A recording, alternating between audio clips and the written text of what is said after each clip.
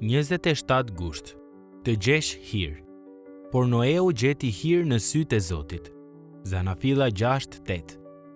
Noeu, siç e imagjinojnë zakonisht njerëzit, ishte një gjigant frymëror, një hero i besimit. Mirëpo, në të vërtetë, ai ishte thjesht një njeri i zakonshëm. Ai ishte si gjithë njerëzit e tjerë, ndërsa bënte punët e përditshme, fitonte bukën e gojës dhe rriste fëmijët e tij. Para se të shpaloset historia e Noeut, na thuhet se Zoti pa që ligësia e njerëzve ishte e madhe mbi tokë, dhe që tërë synimet e mendimeve të zemrës së tyre nuk ishin gjë tjetër vetë se e keqja në çdo kohë. Dhe Zoti u pendua që e kishte krijuar njeriu mbi tokë dhe u brengos për këtë në zemrën e vet. Zanafilla 6:5-6. Këtu nuk bëhet asnjë dallim. E gjithë raca njerëzore, pa përjashtim, ishte përfshirë në paudhësi. Përfshirë këtu edhe Noeun. Ideja është e qartë. Të gjithë kishin mëkatuar. Të gjithë ishin të huajtur nga Perëndia. Të gjithë duhej të përballeshin me gjykimin. Por Noeu, për shkak të hirit të Perëndisë, realiteti i mëkatit dhe i gjykimit gjithmonë zbutet nga një por hynore. Hiri i Perëndisë, i pashpjeguar dhe i pamerituar, ju dha Noeut. Kjo ishte gjëja e vetme që më në fund e dalloi atë nga pjesa tjetër e njerëzimit. Perëndia e zgjodhi Noeun dhe familjen e tij që të ishin marrësit e hirit të tij, duke themeluar me të një marrëdhënie që nuk ekzistonte më parë. Për shkak të këtij hiri, Noeu u bë një njeri i drejtë që eci me Perëndinë. Zanafilla 6:9.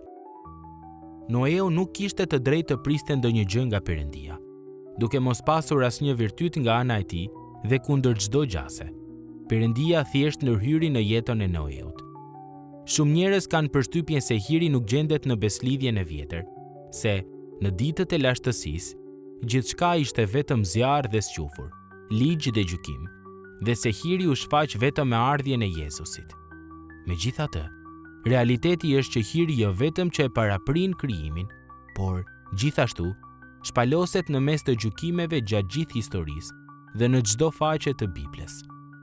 Hiri shpaloset në të gjithë Biblën. Noeu ndërtoi një ark duke ju bindur fjalës së Perëndisë, atëherë kur ajo fjalë ishte gjithçka që ai kishte. Kur e përjetojmë hirin në gjithë plotësinë e tij, ai na përul ne dhe lartëson Perëndinë.